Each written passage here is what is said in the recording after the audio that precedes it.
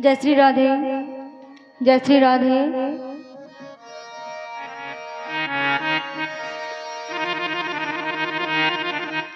जय जय राधा रमण हरि बोल, जय जय राधा रमण हरि बोल, जय राधा रमण हरि बोल।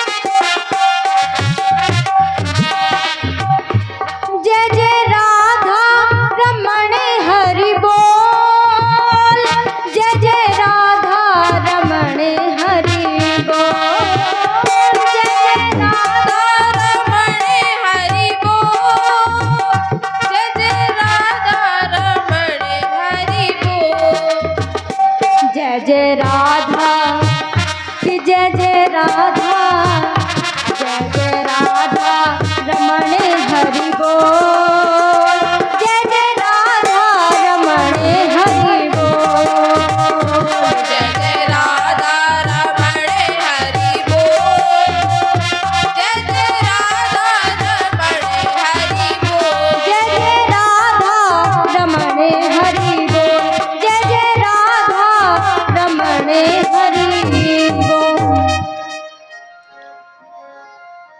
अब देखिए यहाँ पर धुंधली देवी ने अपने पुत्र का नाम रख दिया धुंधकारी, लेकिन परिणाम क्या हुआ? यथा नाम तथा गुण, वही बात हो गई कि जैसा नाम वैसा ही गुण। जो धुंधकारी था वो बड़ा होकर के जैसे ही थोड़ा बड़ा हुआ वो महान खल हो गया।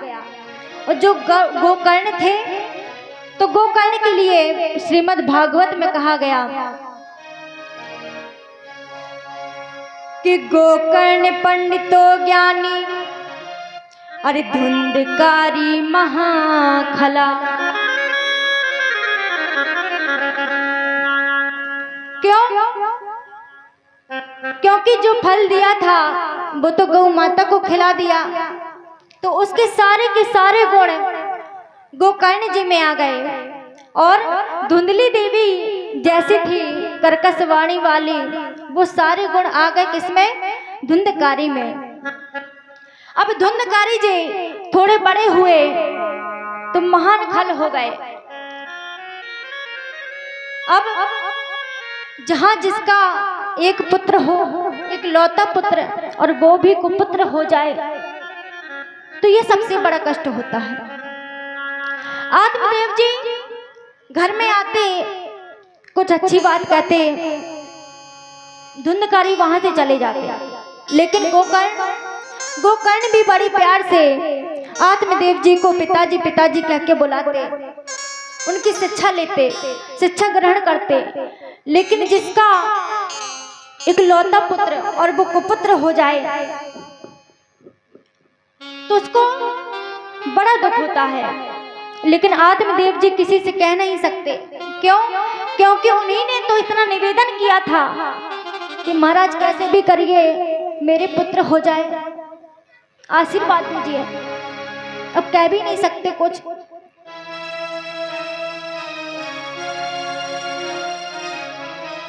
लेकिन मन में विचार आया, पश्चाताप करने लगे। एक दिन सिर में हाथ रख करके बैठ गए, बोले भगवान ये मैंने क्या किया? संत जी ने इतना समझाया, लेकिन समझाने के बावजूद भी मैंने पुत्र की कामना की। अरे इससे अच्छा तो अपने गोविंद को, अपने प्रभु को अपना पुत्र मान लेता, तो आज के दिन ये दिन देखने को नहीं मिलता। क्यों? क्योंकि जैसे कि सारे तारागण में, आकाश में केवल एक ही चंद्रमा प्रकाश देता है, लेकिन करोड़ों जो तारागण होते हैं एक साथ रहने के बाद भी नभ को प्रकाशित नहीं कर पाते। उसी प्रकार धुंधकारी के चरित्र को देखिए, वो महान खल हो गया। और एक बात ध्यान देने योग्य है कि अगर बच्चा अपने बचपन में, जिसको हम कंचा बोलते हैं, कंचा खेलने लगे तो ये समझिए कि बस इसकी शुरुआत हो गई बिगड़ने की। अब धुंधकारी धीरे धीरे पहले गोलियों से खेलता, धीरे धीरे हिम्मत बढ़ी, थोड़ा बड़ा और हुआ। बोले पिताजी तो घर में रहते नहीं, चाहे जैसा करो अपने मन का। और एक लौता पुत्र तो धुंधली देवी को बड़ा ही प्यारा, कुछ भी नहीं कहते, चाहे जो कुछ भी करो। अब धुंधकारी ने किया क्या, पिताजी गए और जैसे ही घर से बाहर निकले तो माता से कहा कि माँ ये बताओ सारा सोना चांदी कहाँ रखा है। धुंधली देवी बोली क्या करना है, बोले बताती हो या नहीं। धुंधली देवी डर गई और डर करके उसको सारी तिजोरी की चाबी दे दी धुंधकारी को। धुंधकारी ने सारा सोना चांदी लेकर के जुए में निकल गया, जुए खेलता रहा, सारा का सारा सोना चांदी हार गया। जितने भी पैसे थे घर में सब ले गया, जैसे कि कोई चोर आ जाए और चोरी करके लूट कर ले जाए। एक दिन आत्मदेव जी आए। आत्मदेव जी ने कहा कि पुत्र ये सब अच्छा नहीं है, तुम्हारी माता ने मुझे बताया कि मुझे डरा धमका करके सारा सोना चांदी ले गया। बोले आप चुप बैठे रहिए, मुझे आपसे कोई मतलब नहीं, अगर ज्यादा करेंगे तो धक्के मार करके निकाल दूंगा घर से, अगर रहना है घर में तो शांत बैठे रहिए। अब आत्मदेव जी बेचारे नीचे सिर कर करके बैठ गए। बोले कि अब करूं क्या,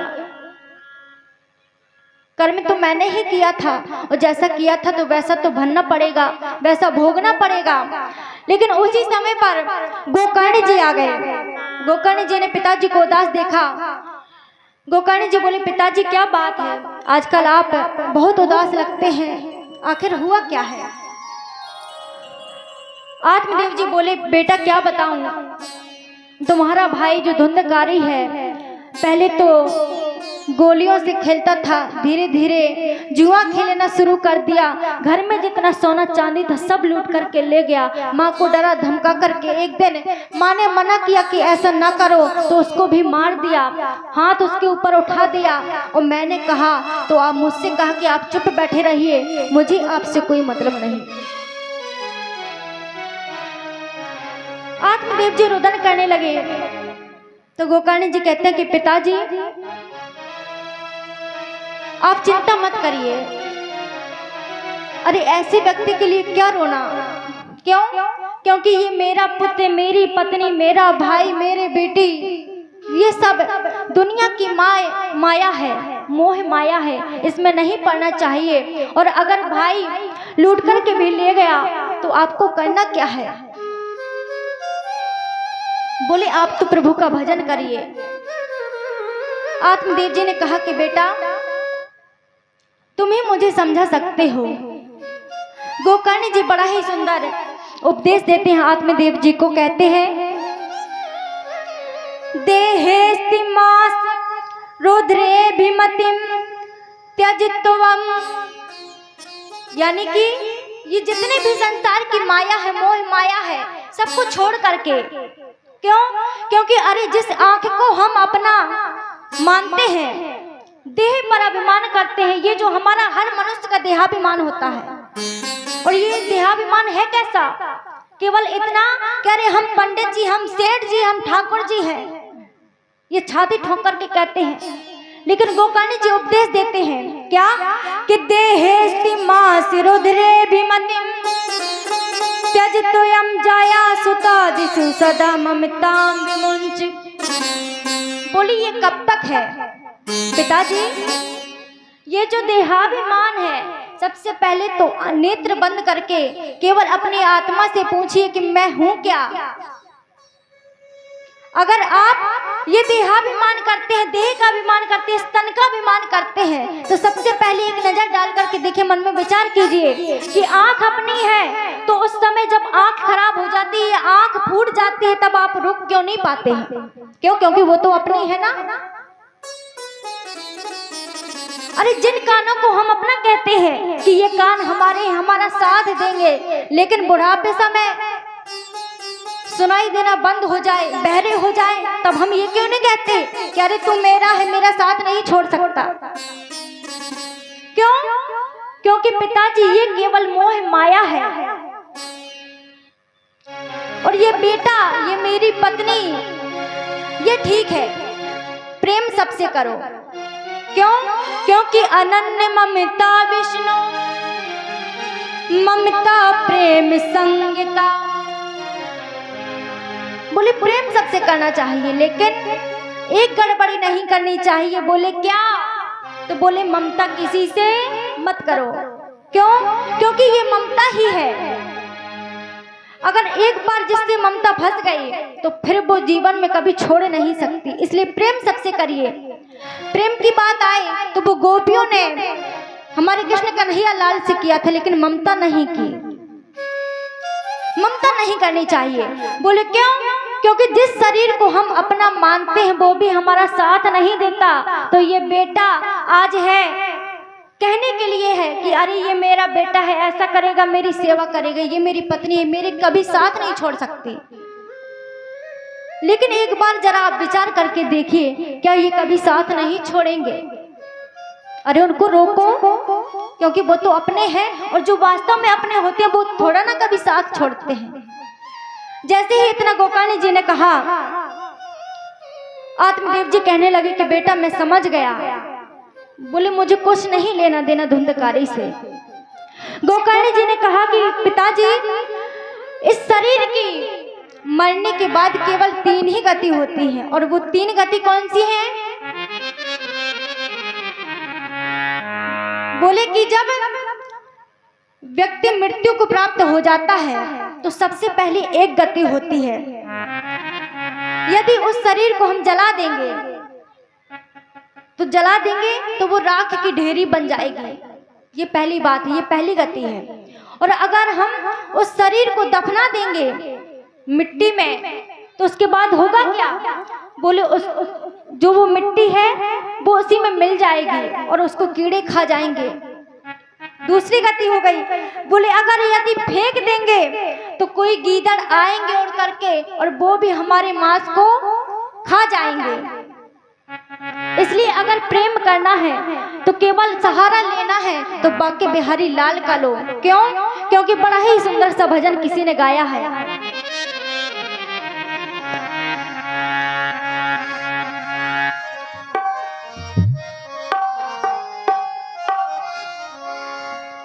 किसी कवि ने कहा, बोले कि इस संसार की माया को छोड़ दो, और यहाँ पर गोकर्ण जी अपने पिताजी आत्मदेव जी को समझा रहे हैं। तो पिताजी, मरने के बाद इस शरीर की केवल 3 गतियां होती हैं, और अगर अब भी आप ये मानते हैं कि ये मेरा पुत्र है, अरे अभी संभल जाएगा, तो वो संभलने वाला नहीं है। क्यों? क्योंकि अब इतना समय नहीं है कि आपके समझाने से वो मान जाएगा, गलत मार्ग पर जाने से वो रुक जाएगा। क्यों? क्योंकि उसका समय हो चुका है। क्यों? क्योंकि एक बात कही गई है कि विनाशकालीन विपरीत बुद्धि। जब व्यक्ति की विनाश का समय आ जाता है तो फिर उसकी बुद्धि भी विपरीत हो जाती है, इसलिए उसको समझाने से कोई भी समझ में नहीं आ सकता। इसलिए अगर सहारा लेना है तो किसका लेना है?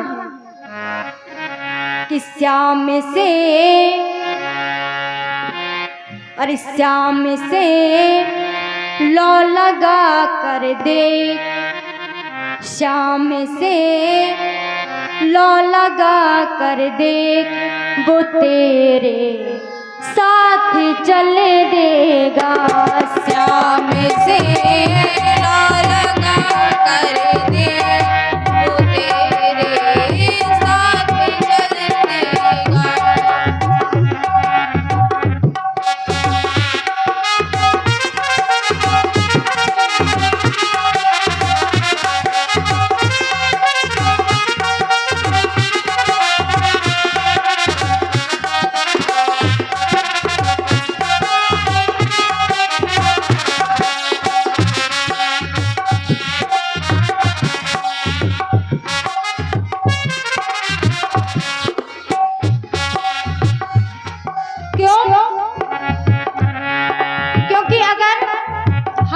जीवन में केवल एक बार उसका हाथ पकड़ लिया।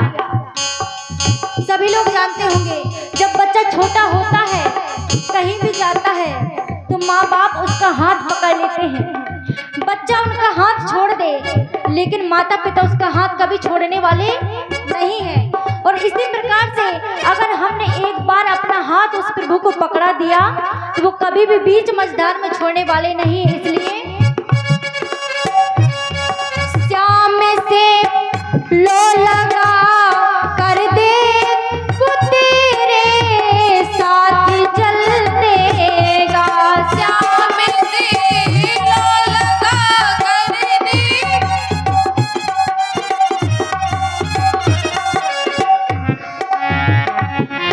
श्याम से लो लगा कर दे वो तेरे साथ चल देगा। और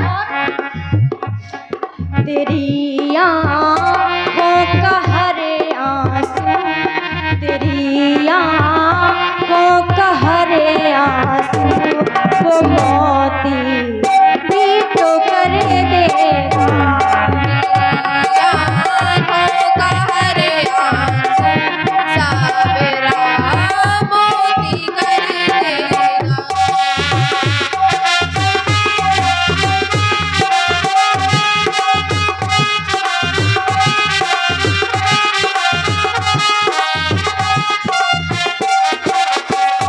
जय हो।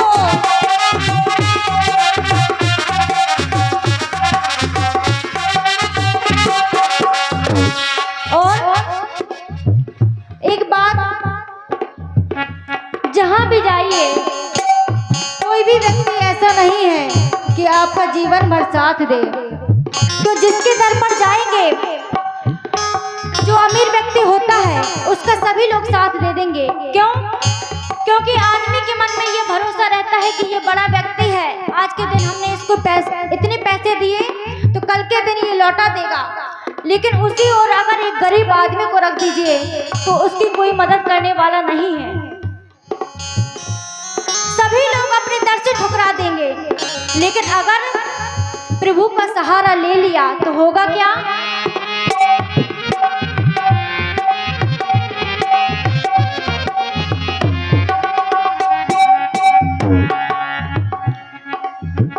एक बार बांके बिहारी का हाथ पकड़ लिया। तेरी आँखों का हर आंसू, तेरी आँखों का हर आंसू सावेरा मोती कर देगा। तेरी आँखों का हर आंसू सावेरा मोती कर देगा।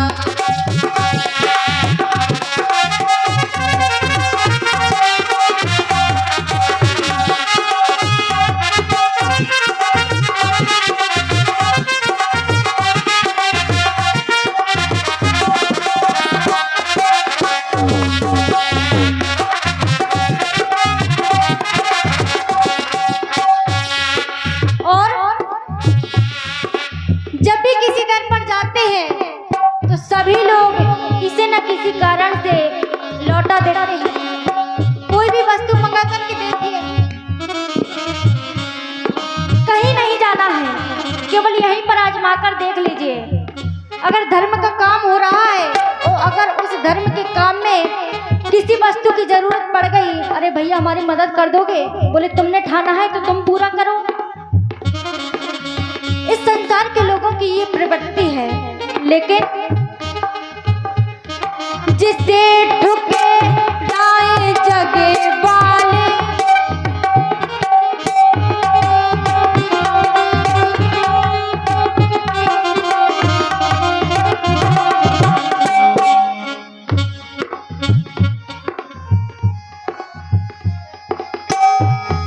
जिसे ठुके लाए जगे वाले, उसे मेरा श्याम अपना था।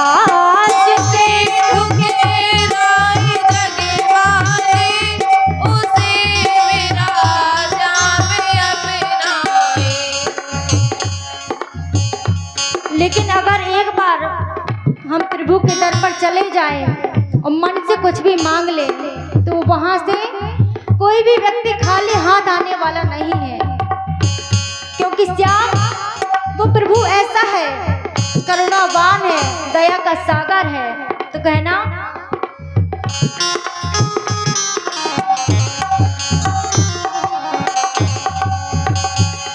जिसे ठुके राय जगे वाले उसे मेरा श्याम अपना था।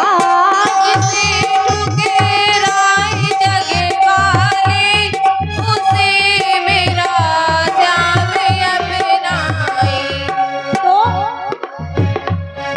बना मायत इसे अपना, बना मायत इसे अपना, तुझे बाहों में भर लेगा। मायत इसे अपना, तेरी बाहों में भर लेगा।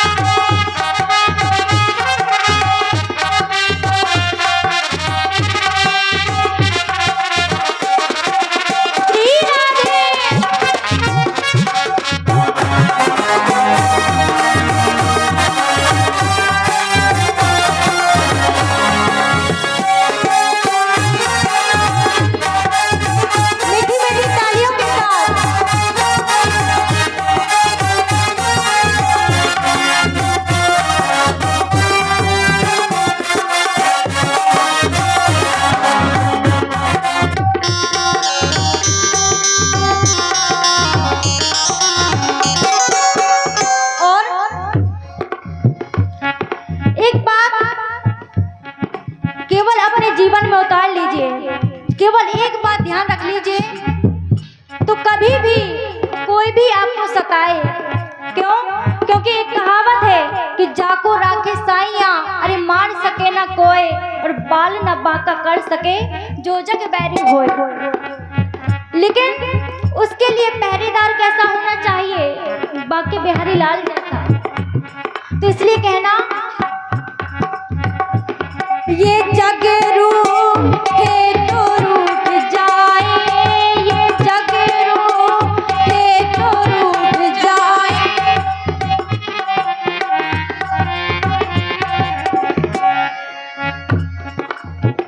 ये दुनिया वालों की कोई परवाह नहीं, क्यों?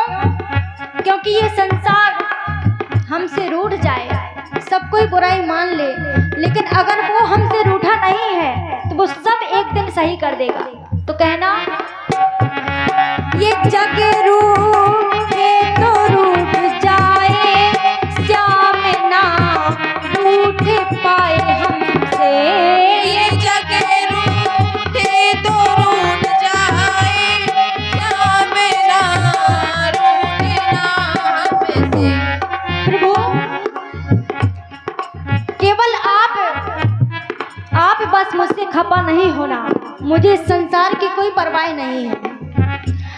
ये जग रूठे तो रूठ जाए, श्याम ना रूठना हमसे।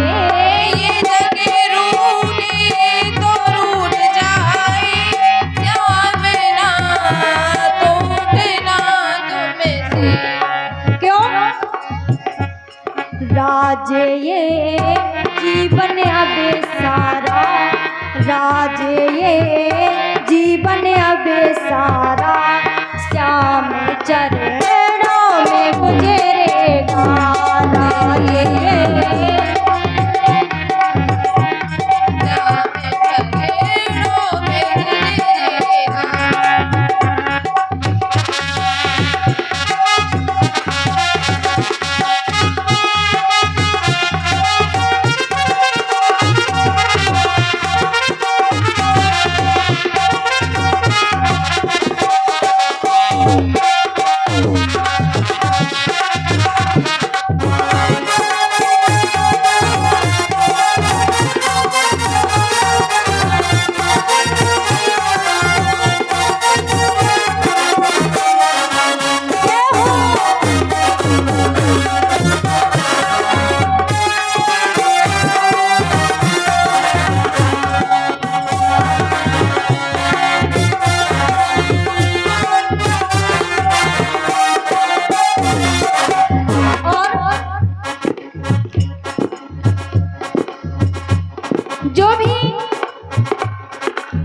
चाहते तो नहीं, लेकिन कई भक्त ऐसे होते हैं। भक्तों में भी अंतर होता है। कोई कोई समय समय पर दर्शन के लिए जाता है, कोई किसी का नियम होता है कि प्रतिदिन भगवान के दर पर जाता है। और जो प्रतिदिन जाता है तो उनसे कहना है, जो जाते दर पे बाबा के, जो जाते दर पे बाबा के,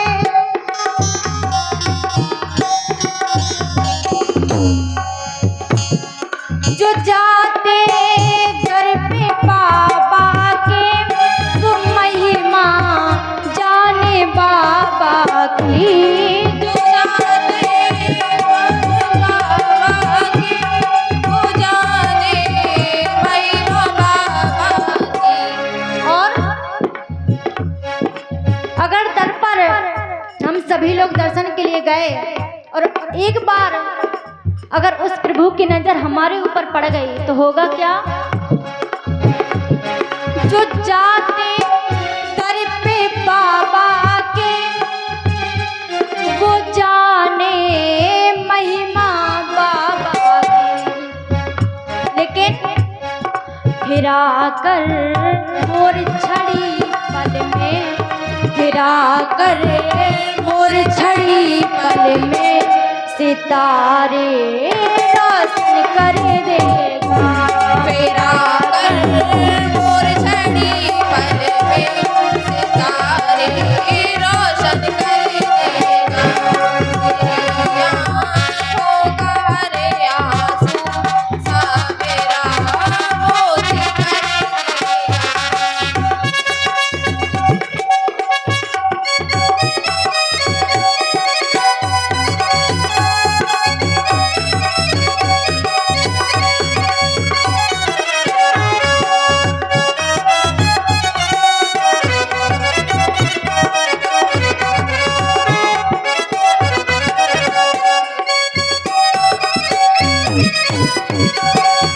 जय हो।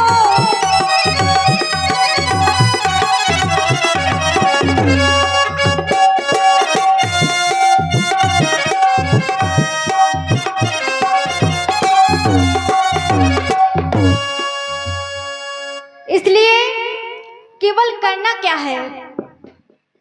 गोकर्ण जी अपने पिताजी को समझा रहे हैं, उपदेश दे रहे हैं कि पिताजी, इस संसार की मोह माया में न पड़ करके केवल आप गोविंद का भजन करिए। क्यों? क्योंकि ये दुनिया एक समय साथ छोड़ देगी, लेकिन एक बार उसका हाथ पकड़ लिया तो वो कभी आपका हाथ छोड़ने वाला नहीं है। जब इतना गोकर्ण जी ने आत्मदेव जी को समझाया तो वैसे ही उनके मन में वैराग आ गया और सीधे वन की ओर चल पड़े। लेकिन दूसरी ओर अब जो धुंधकारी थे वो इतना गलत मार्ग पर चल पड़ा कि अभी तो केवल घर का जो सोना चांदी रुपया पैसा जेवर जवाहरात लूट कर ले जाता था, लेकिन अब स्थिति कैसी बन गई? एक दिन उसने अपनी माता को मार दिया। बोले पिताजी तो घर में है नहीं, और पिताजी को सम्मानजनक शब्द से नहीं। अरे वो कहाँ गया? धुंधली देवी बोली ऐसे नहीं बोला जाता। बोले तू चुप बैठ। जब इतना कहा तो धुंधली देवी एक कोने पर बैठ गई और सारा सारा जितना भी सामान घर में था सब लेकर के धुंधकारी घर से निकल गया। अब धुंधकारी ने किया क्या? इतना तो ठीक था कि चलो माँ के कहने पर सोना चांदी ले गया, लेकिन उसकी हिम्मत बढ़ती गई, उपद्रवता उसकी बढ़ती गई। अब वो इतना ज्यादा बिगड़ गया कि उसने 5-5 वेश्याओं को रख लिया। अब वेश्याओं का काम क्या था? वो उससे कहते कि जाओ अपने घर में अभी जितना भी रुपया पैसा बचा है सब लेकर के आओ, वरना हम तुम्हें मार डालेंगे, धमकी देती। धुंधकारी घर में आया एक दिन, पिताजी को घर में नहीं देखा। बोले और कुछ बचा है? माँ बोली सबका सब तो ले गया, अब क्या बचा है? बोले जो हो वो दे। माता से चाबी ली जितना, अब जो भी बचा था सब कुछ लेकर के चला गया। एक दिन वेश्याओं ने सोचा कि अगर ये पकड़ा जाएगा तो हमारा नाम पहले आएगा। तो उन्होंने पांचों वेश्याओं ने मिलकर के धुंधकारी को बांध कर एक कुर्सी पर बैठा दिया। बोले कि करना क्या है? बोले अगर इस गांव के राजा को पता चल गया कि इनके कहने पर धुंधकारी ऐसा करता था तो बीच में हम फंसेंगे, और फंसने से पहले इसका काम तमाम कर दो। धुंधकारी को बांध करके उन्होंने जिंदा जला दिया, पांचों वेश्याओं ने मिलकर के। धुंधकारी की मृत्यु हो गई। पिताजी वन की ओर चले गए। वन में जाकर के श्रीमद् भागवत कथा के 10वें स्कंद का पाठ किया, जिससे कि उनको भगवत प्राप्ति हुई, गोविंद के दर्शन हुए। और यहाँ पर दूसरी ओर गोकर्ण जी कई सालों के बाद, कई वर्षों के बाद अपने गांव में आए, उत्तम नगर में। लेकिन जब वहां पर आए तो उन्होंने एक दृश्य देखा कि जब मैं यहाँ पर था तो कितना अच्छा लगता था, घर घर दिए जलते थे। लेकिन आज यही नगर कैसा बन गया है, कहीं भी उजियाला नहीं, कहीं भी घर में दीपक नहीं जलते। आखिर हो क्या गया? धुंधकारी जी की मृत्यु हो गई। गोकर्ण जी का उसी नगर में आगमन हुआ रात्रि को। किसी के घर में गोकर्ण जी रात में रुके, वहां पर उन्होंने अपनी आसनी लगाई और भगवान का भजन करने के लिए बैठ गए। भगवान का भजन किया, दीपक जलाया। तो वहीं पर धुंधकारी की जो प्रेत आत्मा थी, उसकी परछाई वहीं पर आ गई। परछाई जब गोकर्ण जी को दिखी तो दूर खड़े होकर के हाथ जोड़ करके बोले, भाई तुम कौन हो? जब गोकर्ण जी ने इतना कहा तो धुंधकारी कहने लगा कि मैं तुम्हारा भाई हूं। तुम्हारे जाने के बाद मेरी बुद्धि ऐसी हो गई, मैंने ऐसा किया, और बाद में उन वैश्याओं ने मुझे बांध करके बिठा करके एक जगह पर मुझे जला दिया, और उसी कारण से आज मैं ये प्रेत आत्मा बन करके घर घर में भटक रहा हूं। गोकर्ण जी ने कहा कि वैसे तो भाई मैंने तुम्हारा श्राद्ध कर दिया था, लेकिन तुम चिंता मत करो, जो ये तुम्हारी प्रेत आत्मा भटक रही है, इसके लिए मैं एक उपाय करूंगा। मैं तुम्हें श्रीमद् भागवत कथा का श्रवण कराऊंगा, जिससे कि तुम्हें मुक्ति मिल जाएगी। अब समस्या आ गई उनके सामने। गोकर्ण जी स्वयं व्यास गद्दी पर बैठे और यहाँ पर सनत कुमार जी नारद जी को भी ये प्रसंग सुना रहे हैं। और यहाँ पर गोकर्ण जी ने अपने भाई की मुक्ति के लिए श्रीमद् भागवत कथा को सुनाया। लेकिन समस्या ये है कि अगर कोई व्यक्ति साक्षात बैठा हो सुनने के लिए तो वो बात अलग होती है, लेकिन अगर किसी प्रेत आत्मा को कथा सुनवानी हो तो वो कैसे आए? अब इसके लिए गोकर्ण जी ने कहा, धुंधकारी की प्रेत आत्मा से कहा कि भैया ये कथा केवल मैं तुम्हारी मुक्ति के लिए कर रहा हूँ, इसलिए तुम जहां भी हो और यहाँ पर आकर के बैठ जाओ और कथा सुनने के माध्यम से तुम्हारी मुक्ति हो जाएगी। तो धुंधकारी के नाम का एक 7 पोर का बांस लगाया गया। मंच के दाहिनी ओर उस बांस को लगा दिया गया और गोकर्ण जी कहने लगे कि भाई अब तुम इस कथा को सुनो। कथा शुरू ही पहले दिवस की कथा जैसे ही समाप्त हुई, विराम की ओर पहुंची, तो वो 7 पोरियों का जो बांस था उसके एक पोर, उसके एक गांठ फट गई।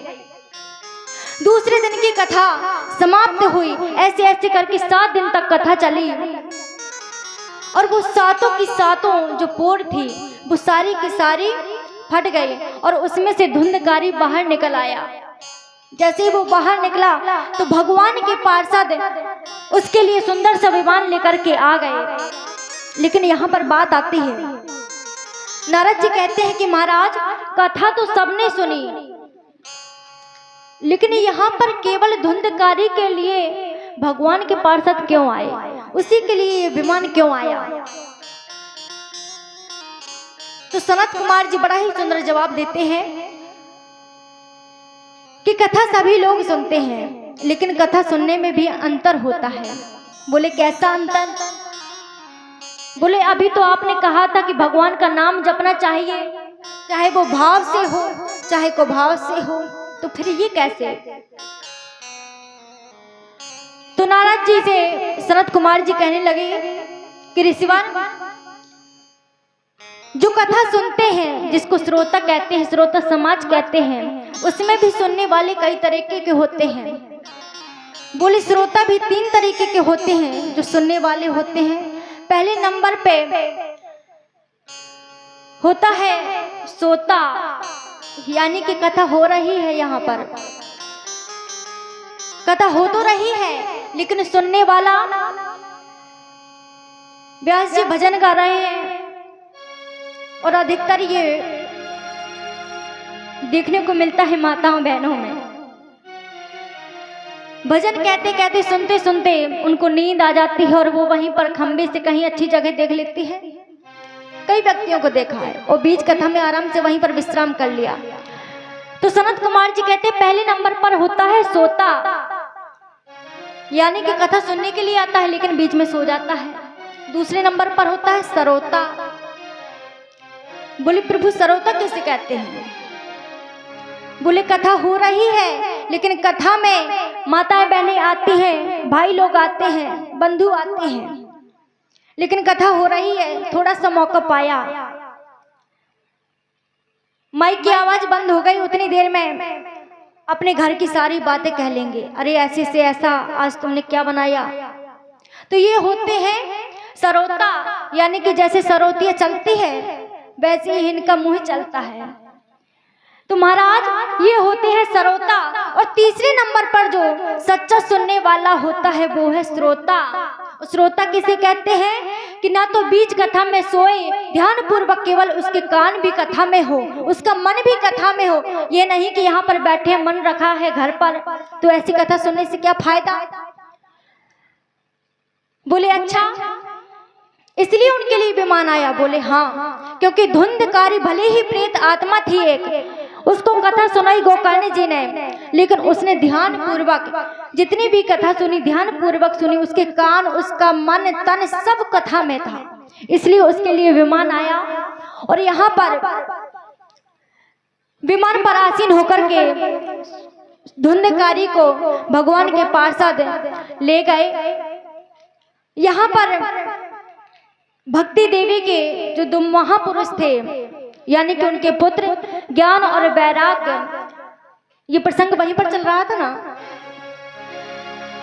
कि सनत कुमार जी नारद जी से ये कथा सुना रहे हैं उनका बुढ़ापा दूर करने के लिए। और यहाँ पर उन्होंने केवल एक उदाहरण दिया था, जब नारद जी के मन में शंका हो गई कि भगवान भक्ति यदि कथा सुने तो उसको मुक्ति मिल जाती है, लेकिन अगर कोई पापी व्यक्ति भी इस कथा को सुने तो क्या उसे भी मोक्ष मिलता है, क्या उसे भी भगवत कृपा प्राप्त होती है? बोले हाँ। इसी का उन्होंने ये प्रमाणित बात कही कि धुंधकारी जैसा खल पापी जिसने कभी भी अपने पिताजी की बात नहीं मानी, कोई भी धर्म का काम नहीं किया, उल्टा माता पिता को मारता, धन चुरा करके ले जाता, ऐसे व्यक्ति को जब भगवान की प्राप्ति हो सकती, भगवान के पार्षद स्वयं उसको लेने के लिए आए, तो कोई भी व्यक्ति इस कथा को सुनकर के पार हो सकता है, हर व्यक्ति को मुक्ति मिल सकती है। और यहाँ पर सनत कुमार जी ने जब कथा सुनाई, 7 दिन की कथा हो गई, तो वहीं पर बीच में भक्ति देवी का आगमन हो गया। जैसे ही भक्ति देवी का आगमन हुआ ज्ञान वैराग्य का बुढ़ापा दूर हो गया। शिव जी ने देखा कैलाश पर्वत से, बोले ये क्या हो रहा है। जोर जोर से ध्वनि सुनाने लगी, ध्वनि चारों ओर फैल गई। अब देखिए वहां पर भक्ति देवी का प्राकट्य हो गया। उद्धव जी भी वहां पर उपस्थित है। भोलेनाथ से नहीं रहा गया तो वो पार्वती जी के साथ में वो भी उस कथा में उपस्थित हो गए। जहां से भोलेनाथ को मेरे प्रभु ने देखा, बोले कि ये ध्वनि कहां से आ रही है, चलो पता करें।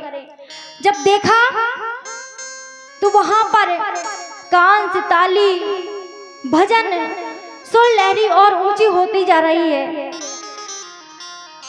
देखा तो प्रभु से भी नहीं रहा गया और वहां पर कथा के बीच में सभी देवतागण उपस्थित हो गए। और जब उपस्थित हो गए तो कौन क्या प्रभु का भजन कर रहा है, तो कोई ताली बजा रहा है, कोई कांस बजा रहा है, कोई मृदंग बजा रहा है और कोई अपनी मधुर वाणी में गा रहा है। सुखदेव जी ने श्रीमद् भागवत कथा में बड़ा ही सुंदर श्लोक दिया है कि प्रहलाद तालधारी तरल गति तयाचा उद्धवा कांस धारी। बोले जो प्रहलाद है कि प्रहलाद तालधारी, तालधारी यानी कि करताल यानी कि तालियां बजा रहे हैं, और कि प्रहलाद तालधारी तरल गति तया च उद्धवा कांस धारी, और बीड़ाधारी सुरर्षि सुर कुशल तया राग करतार जुनो भूत। बोले कि महाराज जब ये स्वर लहरी पहुंची तो सारे देवता तो आए, लेकिन स्वर की देवी मां सरस्वती को भी नहीं रहा गया। और वो आकर के करने क्या लगे, तो बोले वीणाधारी सुरर्षि सुरतया, आकर के मां सरस्वती स्वयं वीणा बजाने लगी। और वहां कि इंद्र उद्वादी मृदंगम जय जय शुक्राय कार्तनेते कुमारा।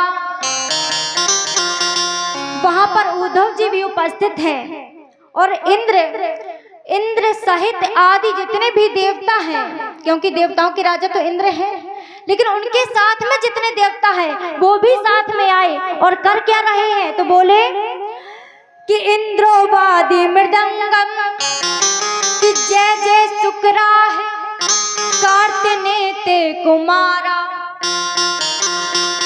बोले कि जो इंद्र है देवताओं के राजा, वो मृदंग बजा रहे हैं और जय जय शुक्राय कार्तनेते कुमारा, प्रभु के नाम का जयकारा। कार्तनेते कुमारा यानी कि कार्तिक भोलेनाथ के पुत्र कार्तनेते कुमारा सभी वहां पर उपस्थित हो गए। और कि अताग्र भाव भक्ता सर सर चनया व्यास पुत्रो बभूवा। इंद्र, भोलेनाथ, पार्वती मैया सहित देवताओं के राजा इंद्र, सभी देवता, उद्धव, सभी लोग आकर के वहां पर अपने अपने करतल ध्वनि के द्वारा स्वर लहरी से गा रहे हैं। गा क्या रहे हैं,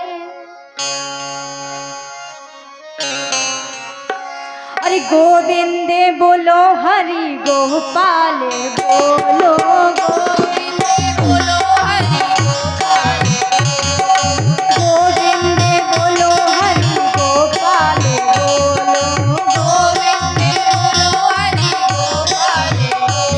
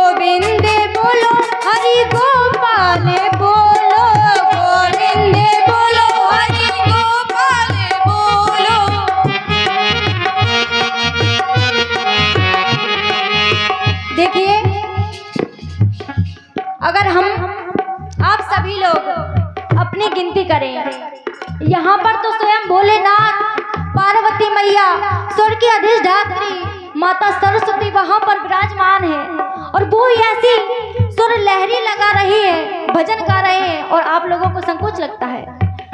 जितना कहे उतनी ही कम ताली बजती है। मीठी मीठी तालियों के साथ में सभी लोग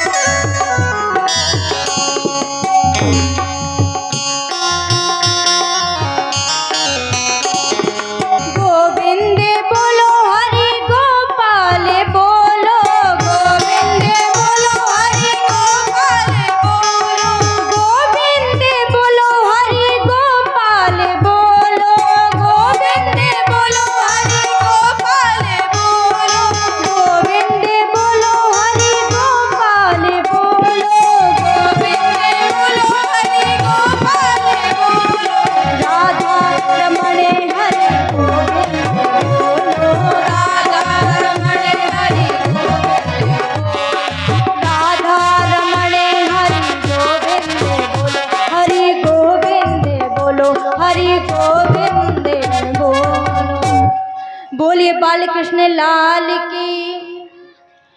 इस प्रकार से वहां पर करतल ध्वनि के द्वारा सभी की स्वर लहरी के द्वारा ऐसा भव्य कीर्तन हुआ, भजन हुआ कि सभी देवता वहां पर उपस्थित हो गए। लेकिन वहां पर जब मेरे प्रभु आए, प्रभु ने ऐसी स्वर लहरी देखी, प्रभु बोले कि भक्तों मैं आप सभी लोगों से प्रसन्न हूँ, वरदान मांगू कि चाहते क्या हो। वहां पर ज्ञान वैराग्य का बुढ़ापा दूर हुआ और कहने लगे कि प्रभु अब वरदान देना ही चाहते हैं तो केवल एक वरदान दे दीजिए। भोलेनाथ ने कहा कि क्या? बोले कि जहां भी आपकी कथा हो, जहां भी आपका कीर्तन हो, भजन हो, वहां पर आप आकर के दर्शन दें। केवल हमारी यही इच्छा है और यही हमारा वरदान मांगना है। केवल हम एक ही वर चाहते हैं। क्यों? क्योंकि जब ये आगे चल कर के कलयुग आएगा तो ये अवश्य है कि ये कलयुग जो है अपनी चरम सीमा पर पहुंचेगा और ये मनुष्यों की बुद्धि को विकृत बना देगा। और जब ये विकृत बना देगा तो केवल एक ही उसका उपाय होगा। क्यों? क्योंकि एक इसके उदाहरण है, प्रमाणित बात है कलयुग में कि सुमेरे पवन सुते पावन नामो, सुमेरे पवन सुते पावन नामो, सुमेरे पवन सुते पावन नामो, सुमेरे पवन सुते पावन मानो, सुमेरे पवन सुते पावन नामो, पवन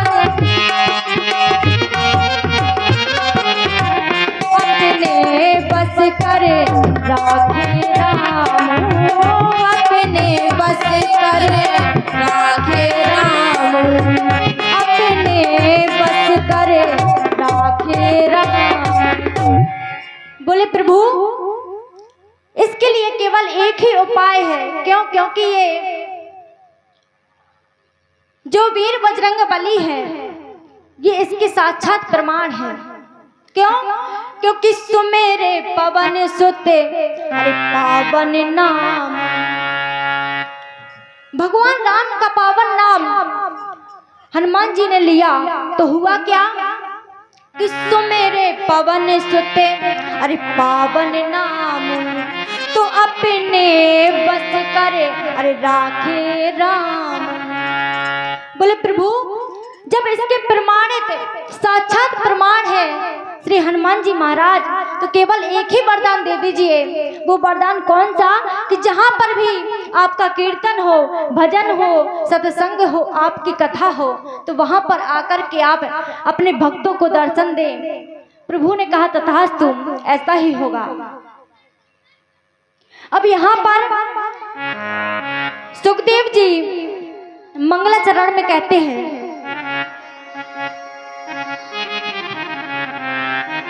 कि जन्म आदस्य यतोन वयादि तर्तश्चार्थेष विज्ञासुरात् तेने ब्रह्म हृदय आदि कविये मोहयन्ति यति सूर्या। वेद व्यास जी ने बड़ा ही सुंदर वर्णन किया है।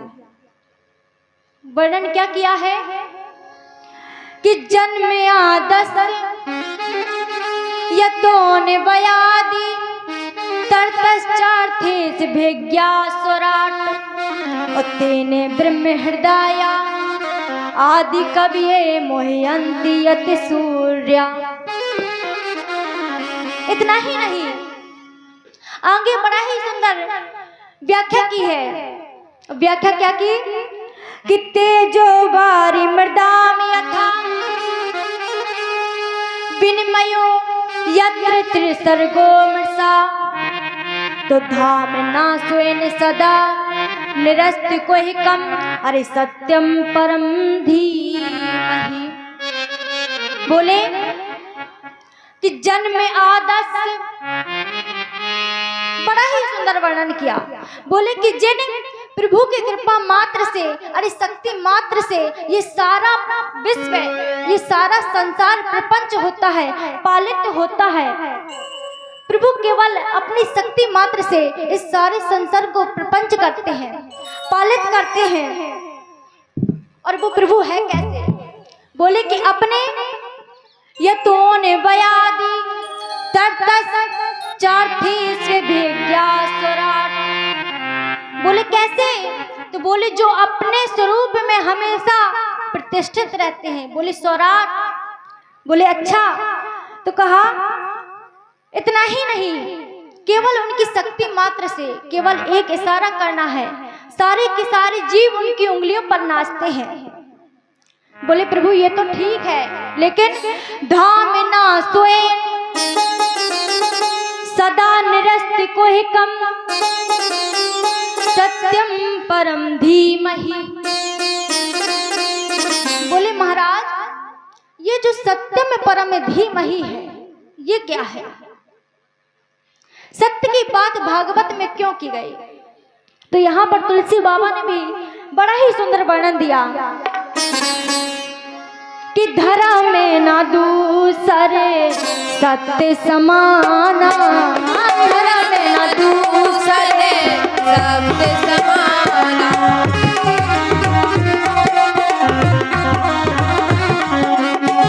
धरा में ना दूसरे सत्य समाना, धरा में ना दूसरे सत्य समाना। आगम निगम पुराने बखाना, आगम निगम आगम निगम पुराने बखाना। बोले महाराज, अगर सत्य की बात की जाए तो एक उदाहरण ले लीजिए। जिस प्रकार से तेजों में, रश्मियों में, यानी कि कभी कभी जल में स्थल की भ्रांति हो जाती है। सभी लोगों ने देखा होगा, कभी कभी जल में स्थल की भ्रांति हो जाती है। इसी प्रकार ये जो सारी सृष्टि है, ये जो सारी सृष्टि सुषुप्ता रूपी सृष्टि है, ये केवल भगवान के इशारे पर नाचती है।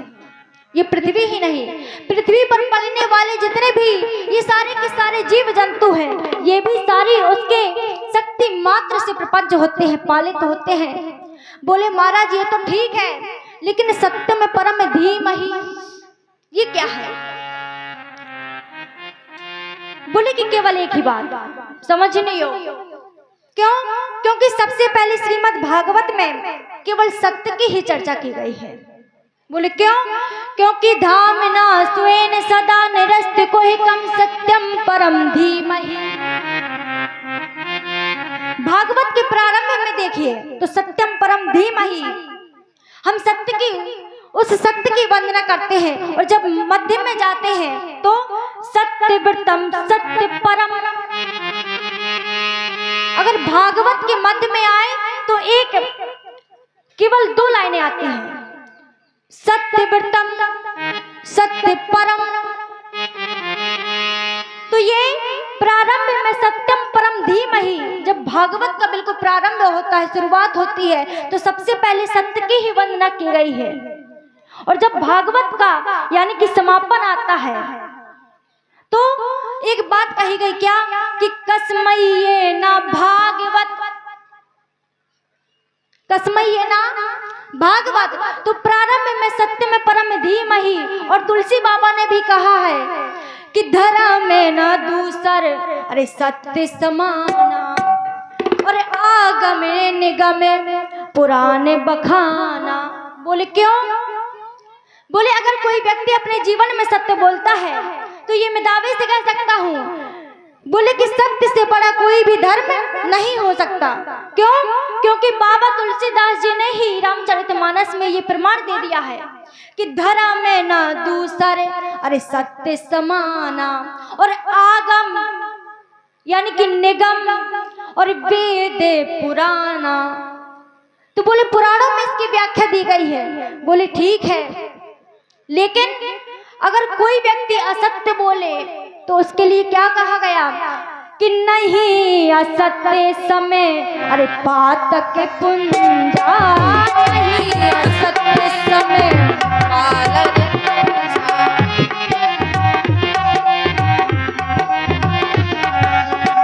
नहीं असत्य समय पातक पुंजा, नहीं असत्य समय गिरी समय हो की कोट के गुंजा, गिरी समय हो की कोट के गुंजा, गिरी समय हो की कोट के गुंजा। बोले कि महाराज सत्य से बड़ा कोई दूसरा धर्म नहीं हो सकता, लेकिन नहीं असत्याद परम धर्मो। बोले कि अगर कोई व्यक्ति असत्य बोलता है तो एक जगह पर सत्य से बड़ा कोई धर्म नहीं हो सकता, तो दूसरी ओर असत्य से बढ़कर कोई भी अधर्म नहीं हो सकता। लेकिन भागवत की बात की जाए तो भागवत में प्रारंभ में भी सत्यम परम धीमहि, पहले भी सत्य की वंदना की गई, और मध्य में सत्य व्रतम सत्य परम, और अंत में